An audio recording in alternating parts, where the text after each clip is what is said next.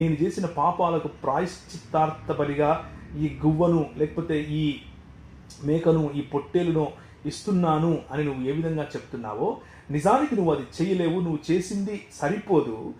ఆనాడు ఏదేను తోటలో నువ్వు చేసిన పాపానికి మీ అందరి యొక్క మానవులందరి యొక్క కార్పోరల్ రిప్రజెంటేటివ్గా ఉన్నటువంటి ఆదాము చేసిన పాపానికి నేను అప్పుడే ఆ రోజే వారిని చర్మముల చేత కప్పిన క్షణమే, చర్మము చేత కప్పాను అంటేనే ఒక బలి ఇచ్చాను అన్నటువంటి ఇండికేషన్ నేను ఇచ్చాను. దాని యొక్క సంపూర్ణత రాబోతూ ఉంది అని చెప్తూ వచ్చినటువంటి ప్రభువు హెబ్రీయులకు రాసిన పత్రిక 9వ అధ్యాయంలో పరలోకముందున్న వాటిని పోలిన వస్తువులను ఇట్టి బలులు వలన శుద్ధి చేయబడవలసి ఉండెను గాని పరలోక సంబంధమైనవి వీటికంటే శ్రేష్టమైన బలుల వలన శుద్ధి చేయబడవలసి ఉండెను. దేవుని సముఖమందు కనబడుటకు పరలోకమందే ప్రవేశించాడు ఎవరు? యేసుక్రీస్తు ప్రభు. 26వ వచనం, అయితే ఆయన యుగ యుగముల సమాప్తి యందు తన్ను తానే బలిగా అర్పించుకున్నట వలన పాప నివారణ చేయుటకై ఒక్కసారే ప్రత్యక్షపరచబడెను.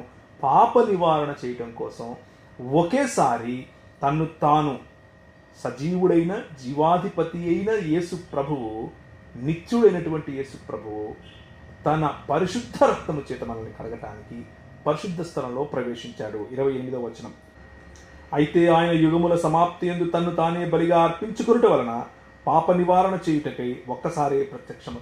ఆయన ఎవరికి? యుగ యుగములు తన్ను తానే యుగ యుగముల సమాప్తి యందు బలిగా అర్పించుకుని పాప నివారణ చేశాడు. ఒకేసారి తనను తాను అర్పించుకున్నాడు. 10వ అధ్యాయం, ధర్మశాస్త్రము రాబోచున్న మేలుడు ఛాయగలదియే గాని ఆ వస్తువుల నిజస్వరూపము కలది కాదు కనుక ఆ యాజకులు ఏటేటా ఎవరైతే వెళుతును చేస్తూ వస్తున్నారో వారు చేసేది సరిపోదు. కేవలం అది చిహ్నం మాత్రమే. యేసుక్రీస్తు చేసినటువంటి సంపూర్ణమైనటువంటి పాప పరిహారార్థ బలియాగము ఆయన స్వచ్ఛందంగా చేశాడు కాబట్టి అది నర బలి కాదు అని ముఖ్యంగా జ్ఞాపకం చేసుకోవాలి. బలియు అర్పణయు నీవు కోరలేదు గాని నాకొక శరీరము అమర్చితివి, పూర్ణ హోమములను పాప పరిహారార్థ బలులను నీకు ఇష్టమైనవి కావు.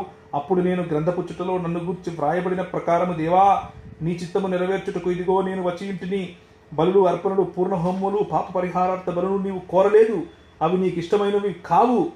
అయితే యేసుక్రీస్తు యొక్క శరీరము ఒకేసారి అర్పించబడుట చేత ఆ చిత్తమును బట్టి మనం పరిశుద్ధపరచబడుచున్నాము.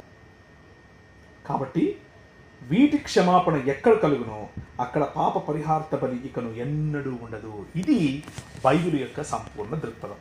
అంటే ఇంతకుముందు బలులు చేయమని చెప్పినవి కేవలము తన సొంత కుమారుడైనటువంటి